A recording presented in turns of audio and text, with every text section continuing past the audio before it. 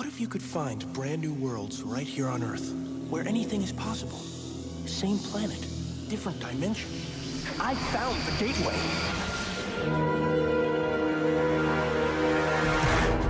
The Rewatch podcast presents the Sliders Rewatch, dedicated to the series Sliders on Fox and Sci-Fi Channel.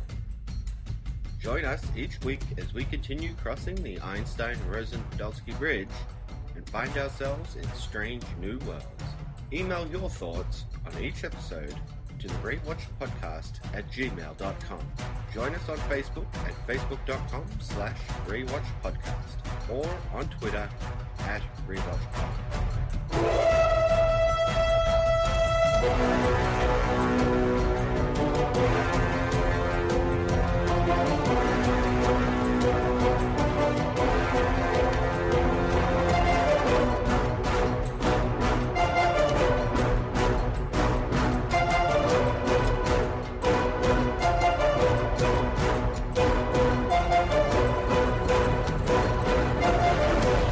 And welcome back to the Rewatch podcast and our Sliders Rewatch. I'm Cory. And I'm Tom. Thank you for joining us. This week we're discussing 2 more episodes of Sliders. This week it is The Weaker Sex and Eggheads. So, getting into our first episode this week, The Weaker Sex, written by Dawn Preswich. God, some people have just ridiculous names on this show. Dawn Preswich and Nicole Yorkin, directed by Vern Gillam. This originally aired May 3rd of 1995. Hold it.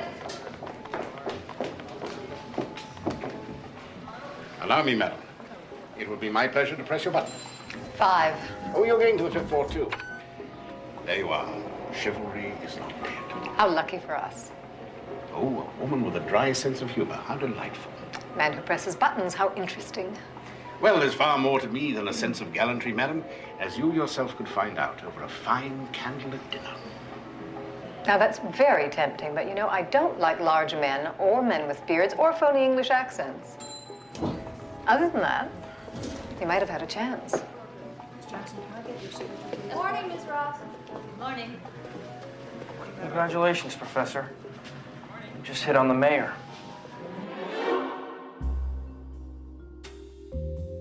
Our sliders land in a world where it becomes very obvious very quickly that they aren't home.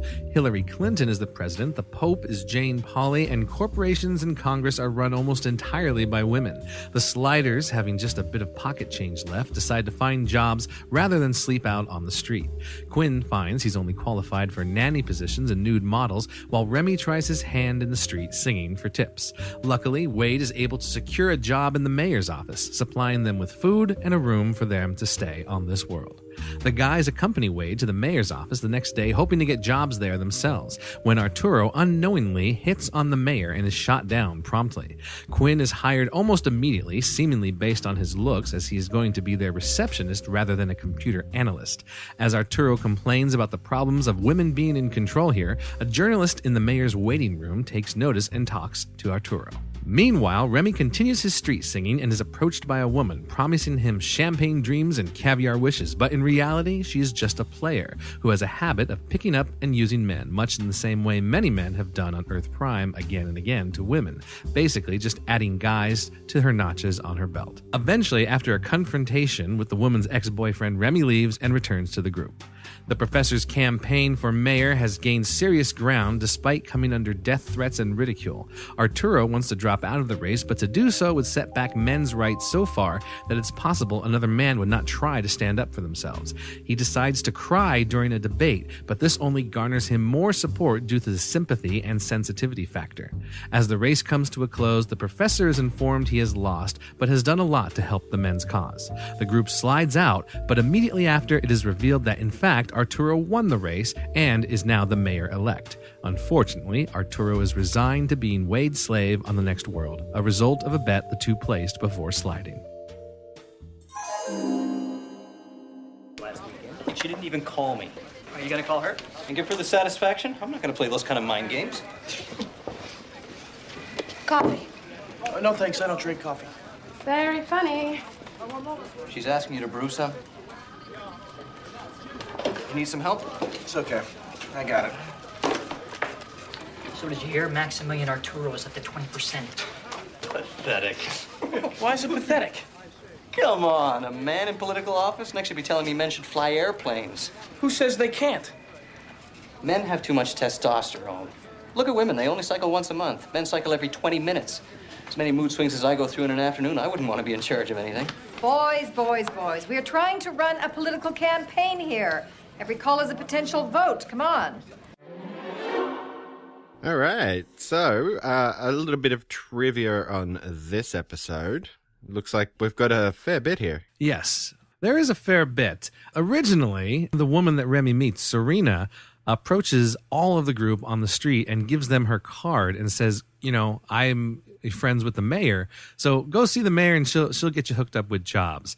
So rather than just, you know, hitting on Remy, she's saying, yeah, here you go see the mayor.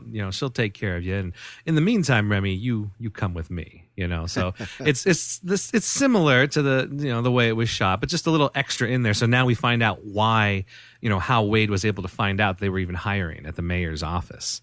There were some more lines between Serena and Remy, but nothing majorly big. Some of the scenes were extended a tiny bit, but nothing, you know, shattering to the story, basically. There were also some more fights between Quinn and Wade in this episode. It's revealed that Wade actually did give the mayor info about Arturo for the commercial, you know, all the slander that was going into the commercial. And Quinn gets angry about it, and he decides to give Arturo info about the mayor, because in this particular deleted scene, Quinn was asked to pick up the mayor's, I think it was personal dry cleaning or shoes or something at a store, like a personal errand, basically, on the city's time. So he gave Arturo that information to use. I think it was in the debate. So there was a little bit of back and forth between Quinn and Wade, you know, about, you know, this is our friend, we should be helping him, you know, that type of thing. Right. The debate scene that we saw was actually, there was two parts to it in the original script. There's going to be an earlier one and then a later one, just some more issues that they were talking about back and forth. And then it was in the later one where he would actually do the crying, you know, the upset part. And that even the crying that he did in the original script was even more whiny and more over the top than what we got in the final script, which is probably good that they cut it out, because it was really, like, when I was reading, I was like, well, that's a little bit much. You know, he's like, Arturo's going on about how his therapist told him just to stand strong and you can do this, man. So yeah, it's good that they cut that out, because it is a little bit much. You know, I think they nailed it right in the final version. So yeah, a little bit more with the debate scene. So there were the two guys who were helping Arturo out in the campaign. One was Howie. He was the main guy that he talked to first. And then there was a second guy. I think his name was Bill. Don't quote me on that, though. So it turns out that in the original version, Bill's wife was the one who was actually threatening Arturo with the brick through the window, with the threatening phone calls and all that. His wife was doing all of that.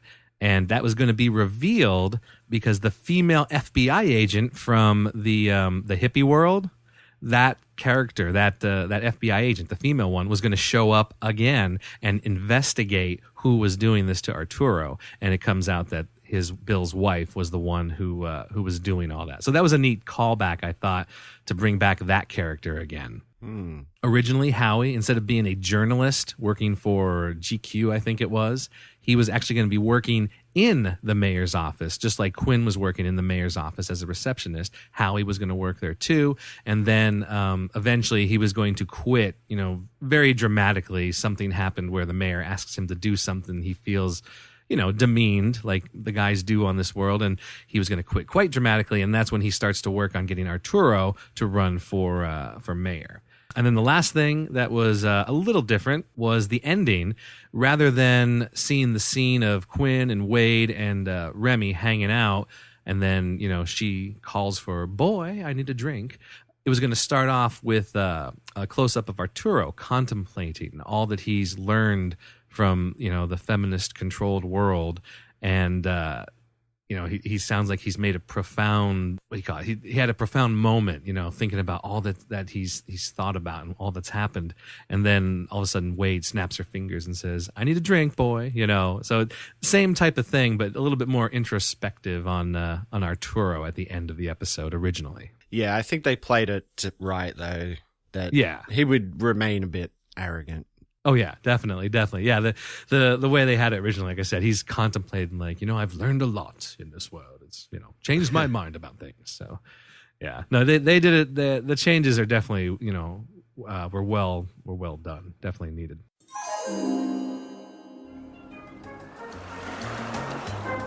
That's great, Q-Ball.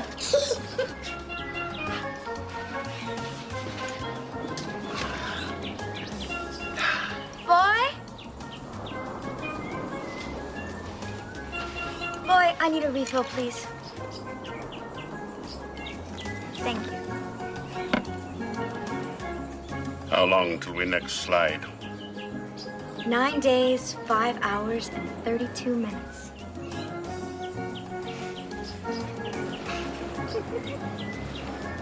Tell me the truth. Did you vote for it? Me either.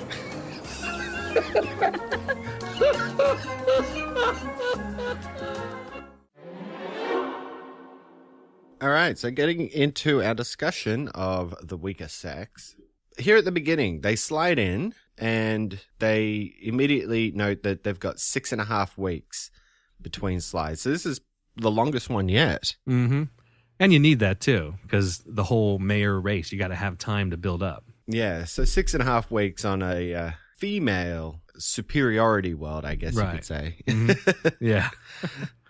And they give plenty of time for the story to play out with Arturo running for mayor. So I think that's an interesting point in that it's not always just, a few days or a week or a few hours even. It can be as long as like 6.5 weeks. Right. Oh, yeah. Mm-hmm. So that's a cool beginning. But we do get into this whole thing about how women are, like I said, I guess the superior race. They're the ones who are on top and not men. And it hits on major points like equality in the workplace and hitting those predominantly male occupations like higher government and the Catholic Church. So what do you reckon? Well, yeah, I thought it was interesting because they said it happened a couple hundred years ago. They decided they were tired of the men and the fighting and everything. So they just took a vote and took over. Is that what they said? From what I remember? Pretty much. Yeah. Well, I like the idea of this, but it doesn't seem like, I don't know. It's like in a world where women are completely in power like that, it seems like it's still pretty much like our world, like not much has really changed except the women are in power. The women wear suits, but you don't see the men wearing dresses. Mm-hmm. So they're just switched their roles up. I read this on I forget if it was on the forums or one of the sites about, if women are in all these positions of power, they're probably architects and things like that, but the buildings are still looking the same. They're designed as if they were designed as they originally were by men and everything. So the only thing that really changes is that women are in power and men are not, but I don't know. It's still basically our world. It's just one little tiny change. You know what I'm saying? Yeah, exactly. And I do think they go a little over the top with it as well. It seems like it's more of a 50s mentality. Yeah, definitely. Men in the workplace. And it comes to the forefront when Quinn is being interviewed for the job and he's being sized up like a piece of meat, as he puts it. Right. And yeah, that's like a male thing to do. Any chauvinist man will size up a woman like that. Mm-hmm. But it does seem like more of a 50s mentality. Like, I'm a relatively young guy, so I'm not sure exactly if it was like this still in the 90s. I think women had a lot more power by the 90s. Right. And I mean, in the 90s, I was in high school / college, and I don't really remember like noticing anything like that much. Like I just wasn't paying attention to that. I was, into comic books and movies and stuff. I wasn't really noticing, how women were treated. And so I couldn't comment firsthand, about that either. But yeah, I just thought that sexism in the workplace like that was something that was around in the 90s. Yeah. Well, because she's telling him like what he needs to wear and sizes him up and down and says, tell Wade she's got great taste. I mean, like in the 90s, I think that would be considered discrimination. Yeah. And I like just thinking about it now, Mad Men. I don't know if you've seen Mad Men at all. This attitude fits perfectly with Mad Men. Like they're telling the girls how to dress as secretaries and, why don't you, wear something a little tighter, this and that. It's it definitely doesn't seem like a 90s type attitude. Definitely a little bit older, 50s or 60s, like you said. So they do go overboard, but at the same time, it's a parallel universe, so you can understand where they're going with it. They really want to push this factor for the episode. And it works. I think it fits well for the story they're trying to tell here. But, aside from that, Remy, he puts his singing talents to work. And he's out on the street and he's getting some money and he gets picked up by a chauvinist woman, which I also think is a really good tie-in for the themes of the episode. It's an old story about the man who picks up the beautiful woman and tells her that he's a record producer and I can get you somewhere, baby, if you just do something for me. So having that role reversed in this episode, I thought was really good. And it led to some great comedic moments. Oh, yeah, definitely. Like when he runs into the boyfriend or the ex-boyfriend and he's just crying like, telling the story about how, I'm working through my issues with mom and why do I do this to myself? Exactly.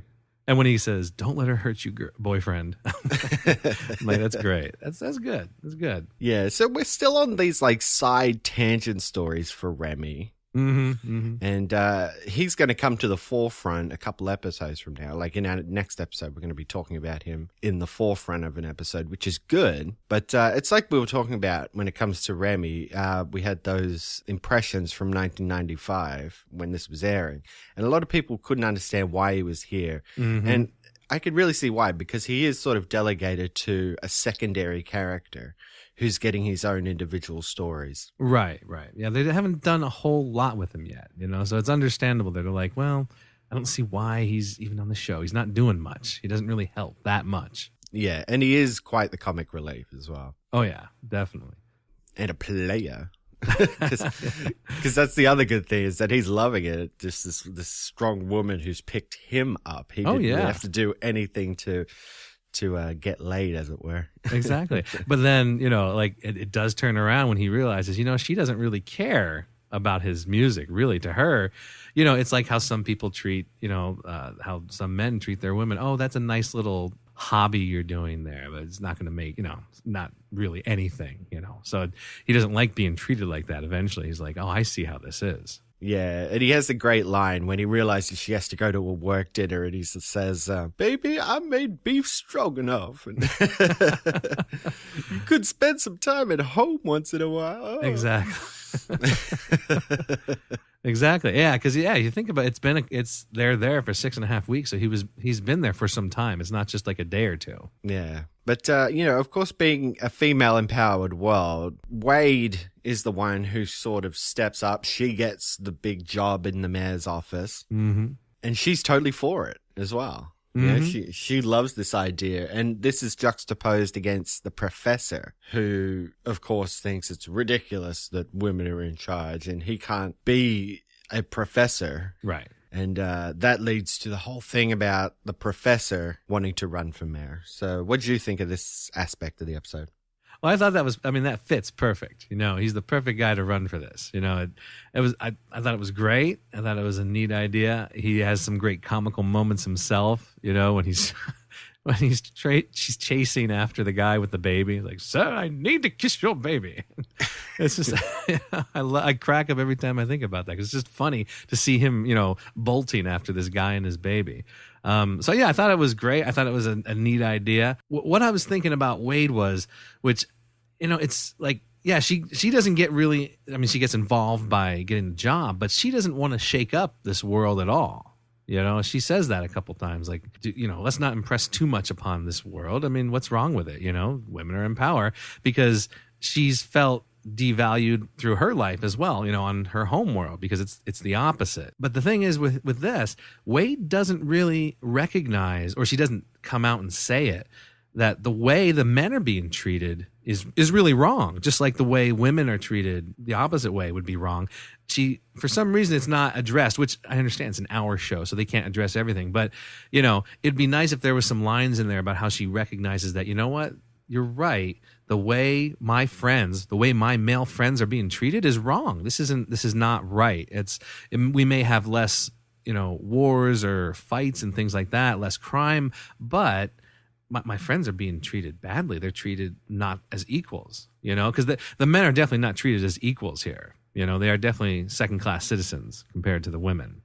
So I thought it would have been nice if Wade could have spoke to that at some point, being the woman in the group, saying this isn't right. You're right. We should fight for equality, not one sex over the other, basically. Yeah, I totally agree. And again, it is really pushed over the top to an extreme, to back in the 50s when it was like, oh, women can't have like higher ranking jobs and so on and so forth. When it comes to what they tackle in this episode about things like higher government and things like that you can understand. In the 90s, not a lot of women in higher government. These days, there's plenty of women. And of course, we have the mentality now of women are just as good as men when it comes to any job. Yeah. And it's not, like women are better than men or men are better than women. It's who's the right person, to do the job. Exactly. It shouldn't matter, sex or color or, anything.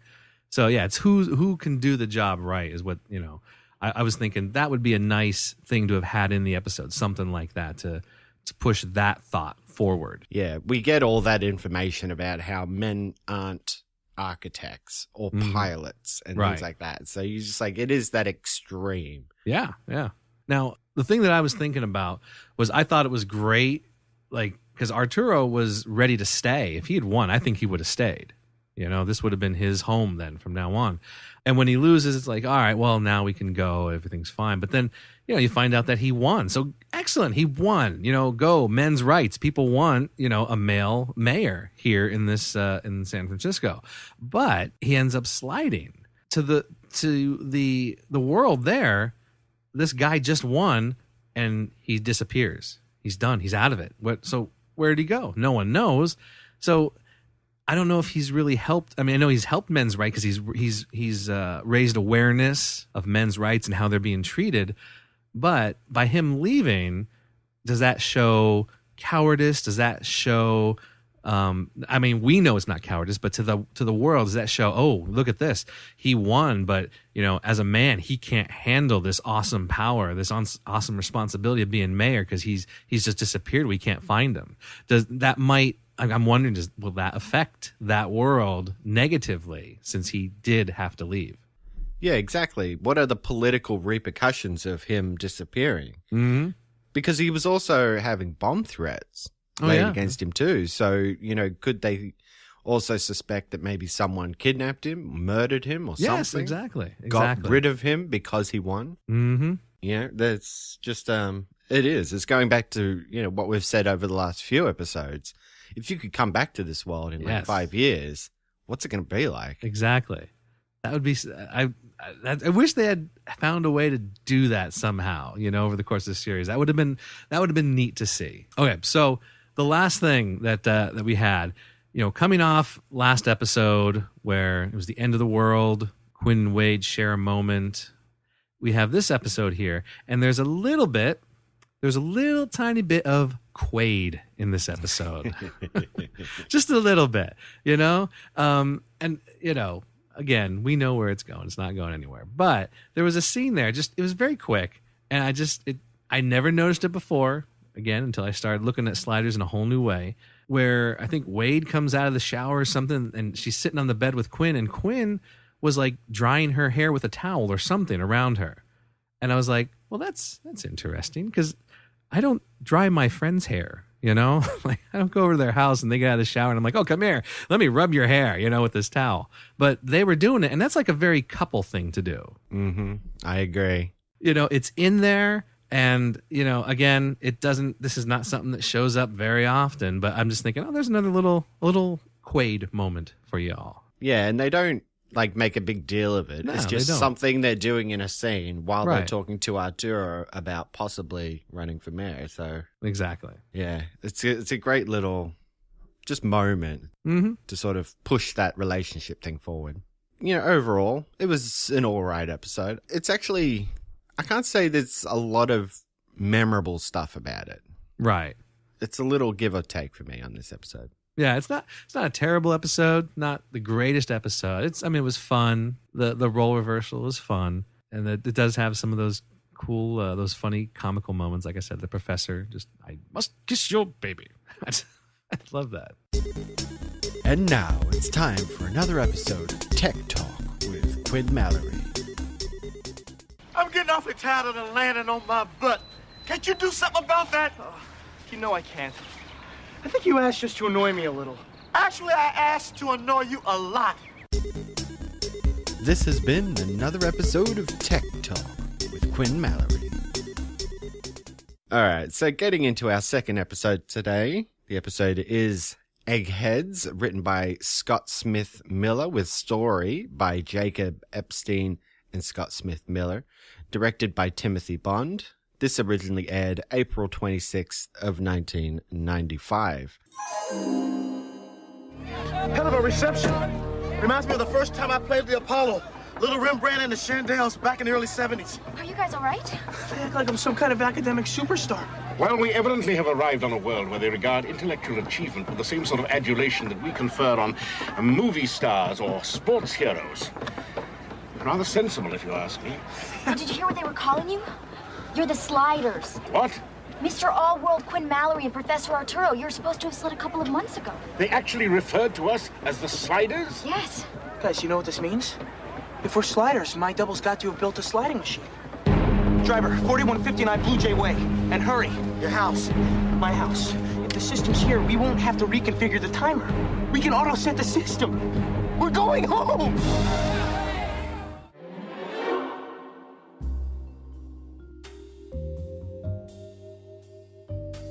Our sliders land in a dimension where academic achievement is akin to celebrity status. With signs proclaiming longer library hours, people are walking around with boom boxes blasting classical music, and billboards reveal Einstein to be a spokesmodel for Gap khakis, and Quinn's double here is a model for Nike with the slogan, "Just Think It."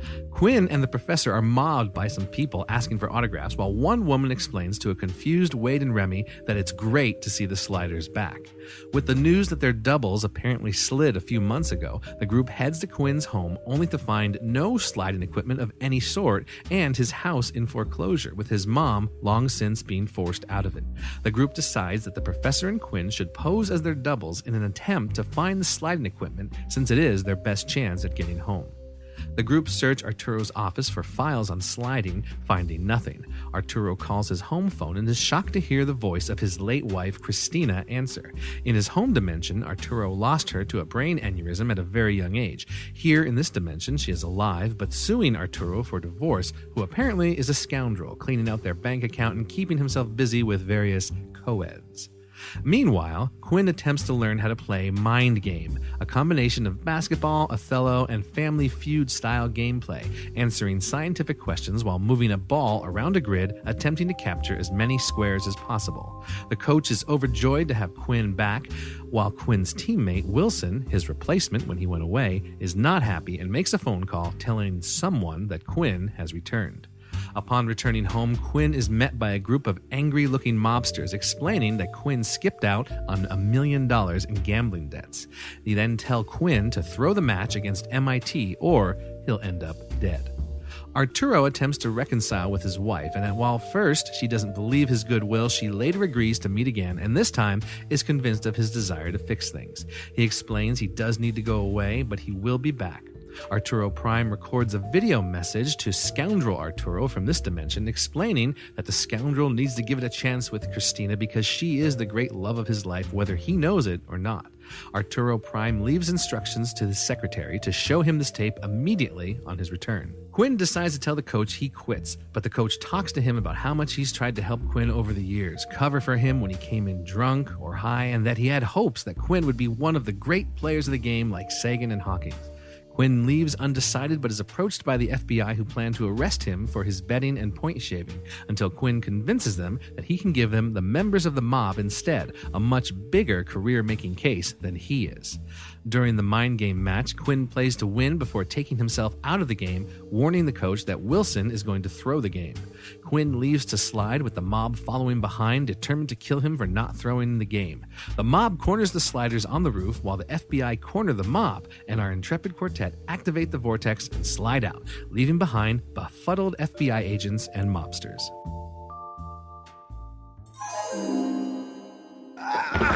Home sweet home. Hey, Quinn!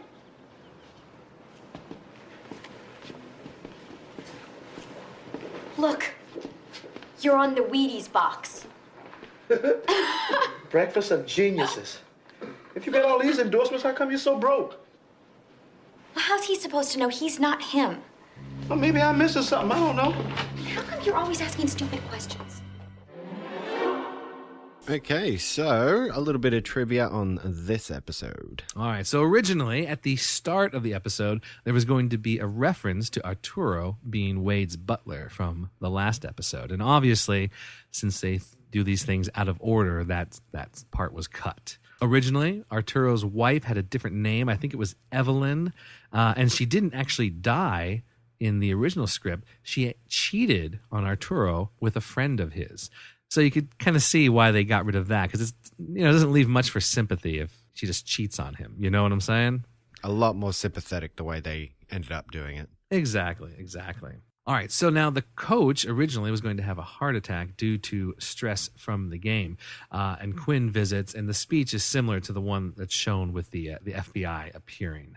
The original ending would have Arturo's secretary giving the tape to his wife, explaining that she needed to see it.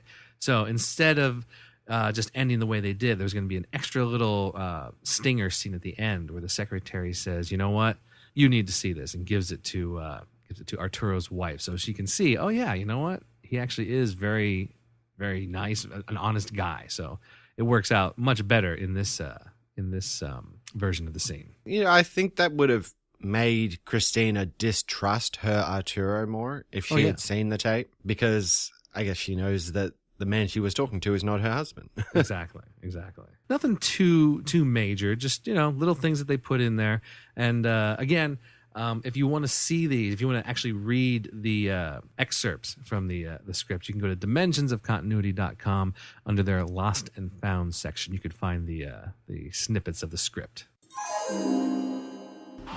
It's the national semifinals of Mind Game. Today's showdown between the eggheads of the University of California and the Crimson of Harvard is brought to you by Wheaties, the breakfast of geniuses, and Nike, just think it. And now, from the minefield at Berkeley, here are Ron Pitts and Tom Jackson.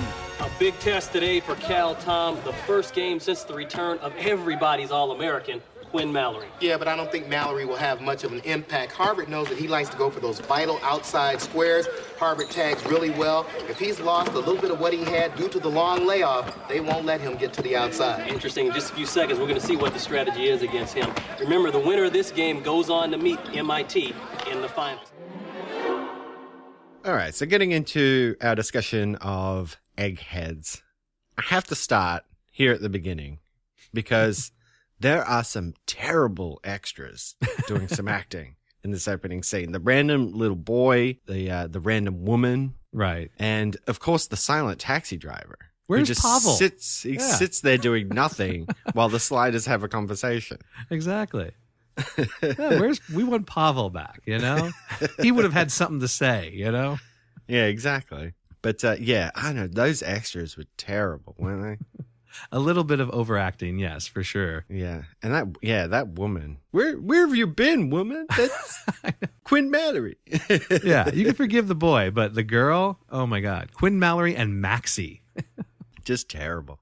Yeah, they slide into a world where celebrity is academic. You know, we don't place celebrity on actors or singers in this world. We place it on university lecturers and people like Stephen Hawking, I guess. And that is all tied together through this mind game as well. So this is an interesting concept. Yeah, I loved this concept. When I first saw this episode, let's see, when did it air? It was 95. So yeah, I was in college at this point, and I knew that I was going to be a teacher. That was my goal. So when this episode comes out, it's like, yeah, this is the way it should be. You know, like you should be treating, your educators, like celebrities. Why not? And I've thought this. I don't know if I had this thought before this episode, or if this episode is the one that sort of, cemented that in my head. That why not? Like, imagine the world. And I know it's different in different countries. I know that, like, Japan and China have great education systems, or they're very supportive and whatnot. And they're leaders in like math and, stuff like that. But, at least here in America, it's not always that way, especially in where I live in my home state. It's, we're like one of the lowest for support for public education. And I've always thought, wouldn't it be great, if we were treated like celebrities, and not necessarily just because, it'd be cool to be popular, but just to have that type of value, like, like this here is a good teacher. He's worth this much, and we're going to pay him this much because of what he does, because of what he knows, and, everything about him. And then another school would say, you know what? We want that teacher here. We're going to, I'll tell you what, we're going to pay you this much for that, or we'll trade you this teacher for that teacher, just like they do on sports teams. I thought this would be excellent. Imagine like teachers and professors, principals having like trading cards with stats on the back for, subjects taught or hours logged in the classroom. I mean, that would be a dream come true right there. Let me tell you, as a teacher myself. Yeah, it's just like the previous episode, it is pushed to the extreme. Oh, yeah.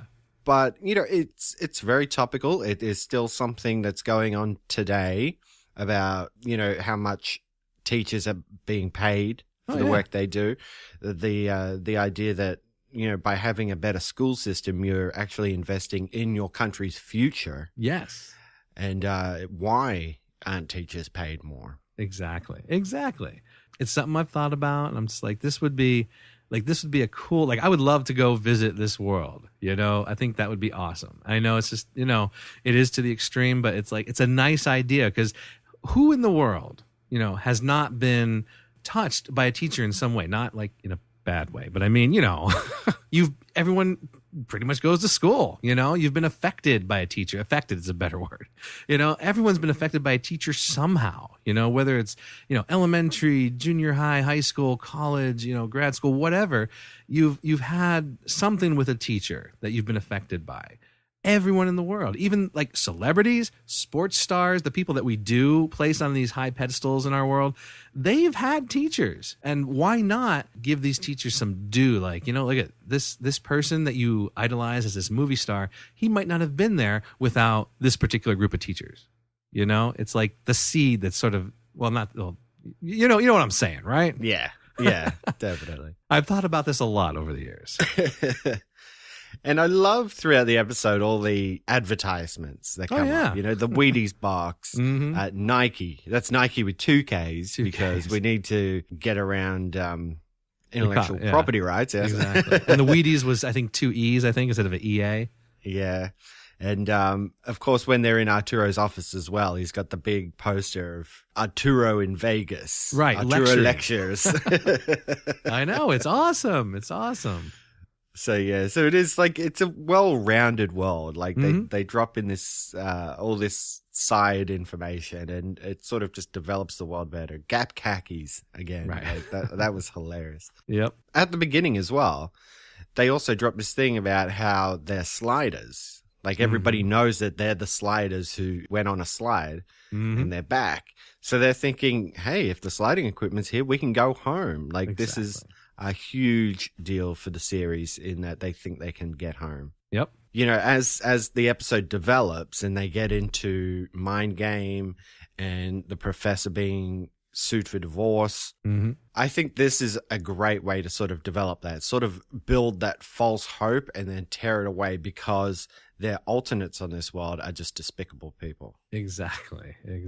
And I thought about, they must have been visited by perhaps another slider, like maybe another, group of sliders came through, and that's where they got the idea. Or do you think that they were just coming up with sliding on their own? Because I think my idea is that a group of sliders discovered this world and gave scoundrel Arturo and despicable Quinn kind of an idea to get out. Like, this is how they can cover their exit from the world. And maybe that Alt Quinn from the pilot episode showed up. Exactly.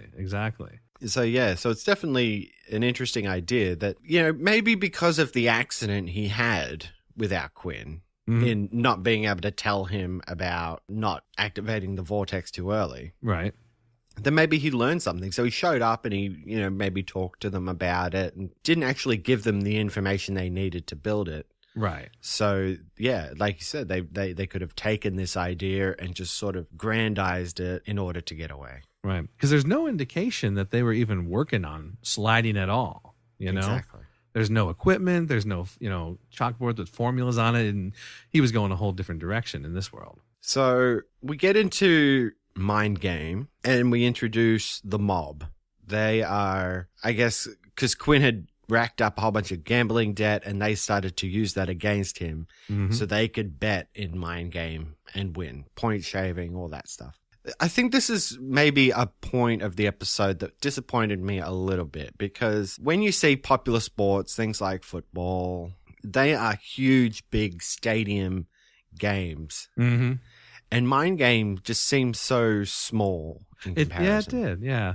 I hadn't thought about that. But yeah, it does seem kind of a small local type thing. Exactly. No grandstands, nothing like that. Like a lot of people coming out to see it. And I understand that a sci-fi show is, not necessarily gets huge budgets.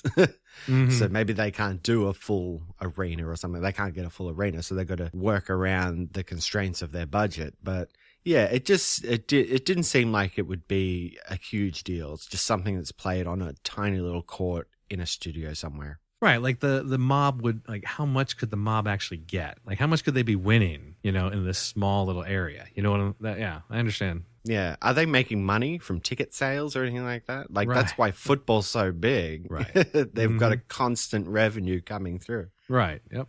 So the one thing I noticed, which I, again, never noticed before, when the sliders are running out of the Mind Game arena, it's one of those typical chase scenes that you see in movies and TV shows where they're running away and they're being chased and suddenly there's obstacles everywhere. There's a bookshelf that is just standing there. Then there's a giant Einstein head that people are moving that they have to maneuver around. It was kind of comical to me. I was waiting to see a fruit cart, go by, waiting for them to knock it over or something. It was just kind of like a little cliche chase scene, which I was like, oh, well, that's interesting. Yeah. I also noticed that it went on a bit long. Yeah. There must have been about 4 individual shots of them running up a stairwell. Right. It's this one, and then they turn around and they go up the next one, and then the next one. And I'm like, how many shots of them running up a stairwell are we going to get? And it's times like that you think, well, why didn't they just cut that out and put in one of the original deleted parts? It's because, yeah, the shot of the stairwell over and over again, we don't really need. We get the idea. They're going up the stairs. Yeah, exactly. So, and I also love that Arturo's not actually in that scene. He's waiting on the roof. Right. It's as if John Rhys Davies was like, I'm not running up any damn stairs. Just have my character already be on the roof. Exactly. And that makes sense because he wasn't there with him. He was off, recording the video, talking with his, his wife and everything. So it makes sense. Now, the other thing that I thought about was Scoundrel Arturo. He exists on this world somewhere. He didn't slide, obviously. If he comes back home and he gets Arturo Prime's message, okay, he sees the videotape, is he going to actually take that to heart? Is he going to look at that and say, you know what, you're right, Arturo Prime. This woman, Christina, is my soulmate. She is the love of my life. Because, yeah, he's the same person, but obviously he's not the same person. Like he thinks differently. If he's, messing around with, his co-ed students and things like that, I don't know if like that message is going to give him, much reason to say, oh yes, I love this woman. I will stay married to her and be faithful to her. Yeah, I know what you mean. It does seem that, he may not even be coming back. Right. As well. As far as we understood, he cleaned out the joint bank account and took off to wherever with one of his co-eds. Right. What is it that our Arturo thinks he's going to come back for? Right. It's like he's given Christina like false hope, because unless scoundrel Arturo has like a big change of heart, he still doesn't want to be with her, so like, and she's believing our Arturo. So at least, if they have that scene in there where she sees the video, like one of the deleted scenes, she gets the idea that maybe it's not her Arturo that was speaking to her. So it gives her some hope, at least that way. At the same time, it does give us a bit of backstory on Arturo as well. Oh, yeah, that's right. Aside from knowing that he's professor of cosmology and ontology at the University of California. Right. We don't know that much about him. No. You could assume that he wasn't married. He wasn't a married man. He hadn't left anybody behind when they slid. Mm-hmm. So getting this little bit of backstory that he was indeed married, probably at some point in his early 20s, and his wife passed away. So that's why he's not married now. I guess he just focused on his career or something. So it is a good little bit of backstory for him. I don't think it's ever going to come up again. Right. Now, let me ask you this, because when I read these deleted scenes, and stuff like that, and sometimes I get things mixed up.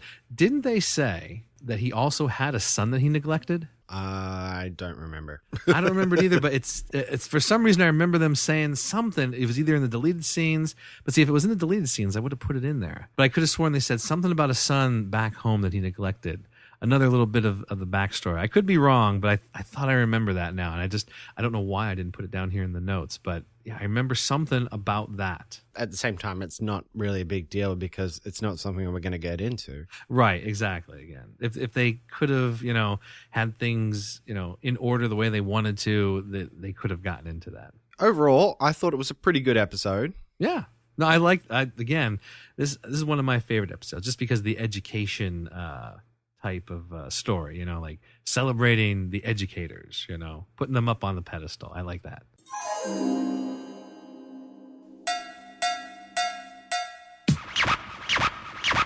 Yo, Holmes, what up? What up with you? What we gonna say? What we gonna do? Where we gonna go? What we gonna see? We're going to the library. I'm moving down the aisle with my homies in tow. We're grooving in the home of the librarian. Yo! She checks us out from behind thick glasses. We walk right past and we wiggle our asses. Hemingway, Lawrence, Chekhov, and Miller. Fitzgerald was a freak. Mailer is a killer. Quiet, please! Quiet, please! The silence is golden. To books I am beholden. I know I'm bad because of the knowledge that I'm holding. And I give you one warning, there will be no repeats. Get out of my face while I'm reading my Keats.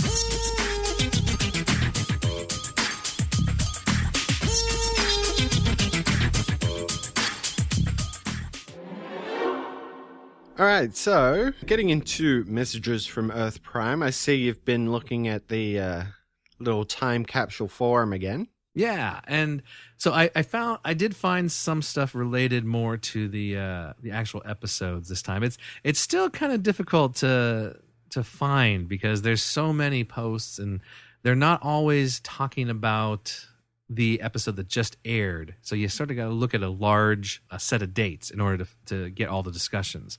Mm-hmm. So a couple things I saw for starting with Eggheads in this world.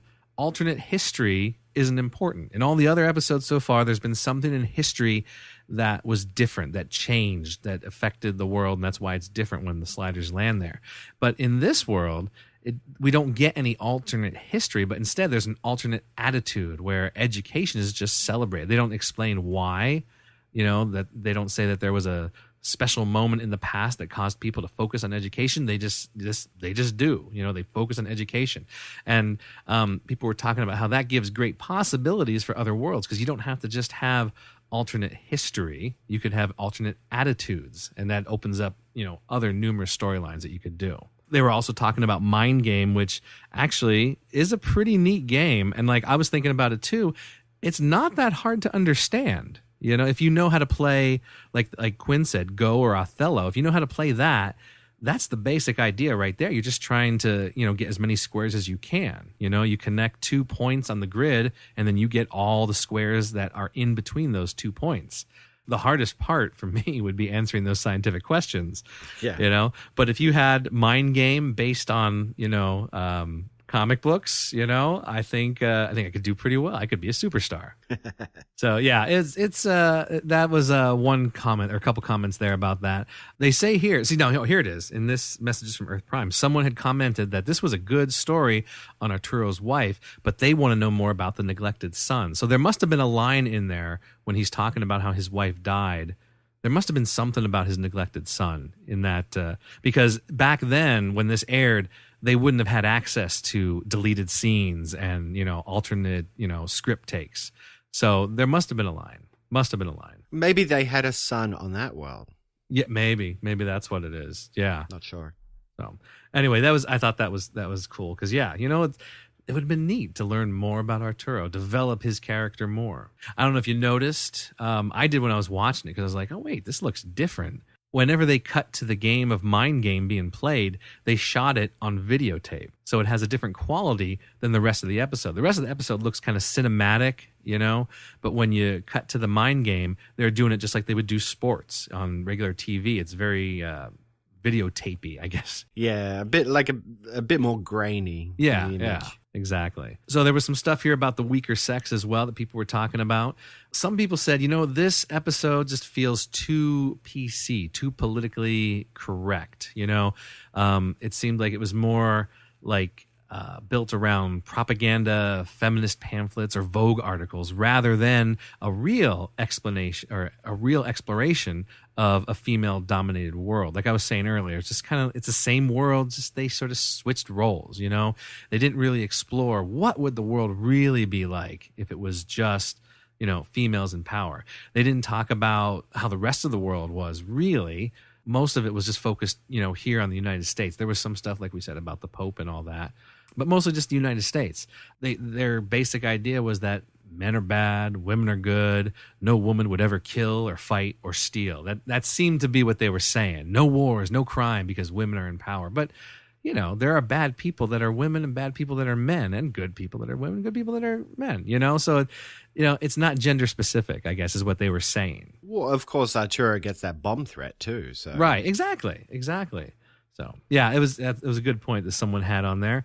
Someone else said, hey, in this world of female domination, wouldn't Hillary be President Rodham, not President Clinton? Because you would assume that on a female dominated world, men might take the women's name rather than vice versa, So I thought that's a good point. I didn't think about that. It's like you were saying about the world where the green light means stop. Why are there brake lights red? Exactly. I thought that was cool. I didn't catch that. But then you wouldn't have had the joke at the beginning about like, oh, hey, President Clinton's talking. And they're like, oh, President Clinton, are we home? Oh, no, we're not. Too bad the president's married to that loudmouth. Right, exactly. And then, like I said earlier, if there were women architects, wouldn't buildings look different? Obviously, that's something that they couldn't really do on their budget. But someone else, that's where I got the idea from right there, from a post on that forum about the men. Wouldn't the men dress in dresses and so on? And then someone else said, Wade didn't really do much this episode. Really, she just sort of, she was there. She made some comments, argued against the professor, but she wasn't. She was just kind of underused, they said, for this episode. And that goes with what I said. Like, if she had spoken more about, what, my friends are being treated wrong, that would have given her character a little something, developed her a little bit more, I think. Well, it's true. For an episode that's about female empowerment, the episode's really about Arturo. Yeah, it is. It would have been nice to have more of an equal bit between him and her. So the last things that I found, these just popped up while I was trying to search for, episode-specific things. People were talking about how Sliders needs a better time slot because at this point it is airing after 90210, which, I don't know. The people who watched 90210, I don't think they're Sliders' true audience. You know what I'm saying? Yes, it's not the same target audience. Yeah, they're a little different, I think. Just a little different interests, So they're saying, it should have a better time slot. And they were saying, you know what? They should just get rid of VR5. We talked about VR5, the virtual reality show. They should just get rid of that and put Sliders right after X-Files. So, X-Files and then Sliders. They were commenting on how VR5 is not a great show, but it's okay because it's doing good in the ratings because it's getting that X-Files audience. They just sort of stick around after X-Files is over and they keep watching. So they were talking about that.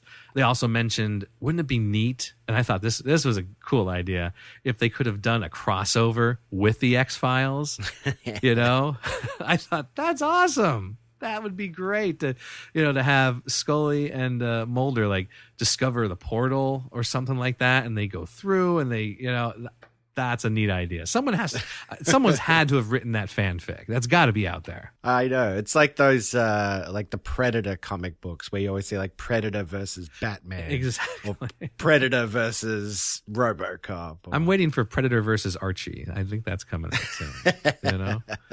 And then the one more thing, which I did not know about, kind of interesting. Doorways was a show by George R.R. Martin, which I don't know if you follow or not, I don't follow it, but Game of Thrones. He's He's the writer of that. He's quite big these days. Yeah. He had a show called Doorways, which I guess just didn't get picked up or it wasn't being produced or something, but it apparently is out there somewhere. And someone was saying, you know what? Sliders is kind of a ripoff of this George R.R. Martin show, Doorways. Very similar idea, I guess. I didn't get a chance to look much into it, but I'm interested in seeing, what it is. They were saying that it's George R.R. Martin, which is funny. They're saying he doesn't translate well to TV, is what they were saying. A lot of people were saying that. I'm like, really? Because Game of Thrones is like pretty huge right now. So, he's doing something right. Yeah, I don't know. Doorways, was it a show about parallel dimensions? I mean, did you look up anything about it? It was something like that. It was something with, these doorways, I guess, that lead to alternate worlds. I'm not quite sure. I didn't have, I just discovered it just maybe like a couple hours ago before I came home. And I was like, oh, look at that. That sounds interesting.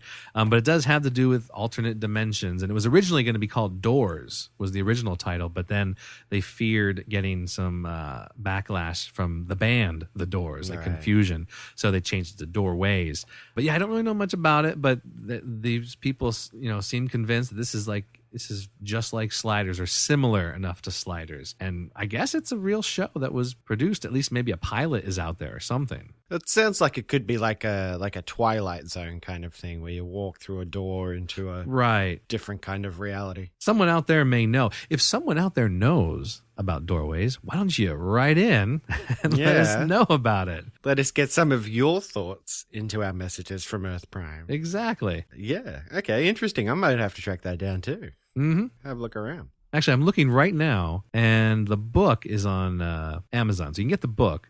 I don't see anything about the TV show yet, but someone had said it was, they could have done that. It was produced or something like that. So cool. Oh yeah, here it is right here. It's a TV. Oh, it's a TV movie from 1993. A fugitive from a parallel Earth ruled by aliens lands on our Earth in the middle of a freeway, causing an accident. And it goes on. You could look it up on IMDb. But yeah, a parallel Earth ruled by aliens. Parallel Earth ruled by Cro-Mags.